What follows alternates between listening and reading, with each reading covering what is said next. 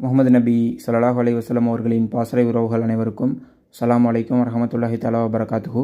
அன்னைமிக்க அல்லாஹ்வின் நல்லடியார்களே, இன்றைக்கி நம்ம பார்க்க போகிறது குர்ஆன் வசனம் சூரா 62 ஆயத்து 10. ஜும்மா தொழுகை நிறைவேற்றப்பட்டு விட்டால் பூமியில் பரவி சென்று அல்லாஹுடைய அருளை தேடிக்கொள்ளுங்கள்.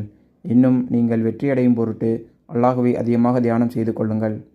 இதே சூறாவில் இதுக்கு முன்னாடி ஆயத்து பார்த்தீங்கன்னா, அல்லாஹ் ஜும்மா பாங் சொன்னதும் நீங்கள் தொழுக வாங்க, உங்களுடைய வேலையெல்லாம் விட்டுட்டு அப்படின்னு சொல்லி நம்மளுக்கு ஒரு கமெண்ட் கொடுத்துருப்பான். அதுக்கு அடுத்த ஆயத்திலேயே உங்களுடைய தொழுகை முடிஞ்சிருச்சுன்னா நீங்கள் திரும்பி உங்கள் வேலையை கன்டினியூ பண்ணுங்கள் அப்படின்னு சொல்கிறோம்.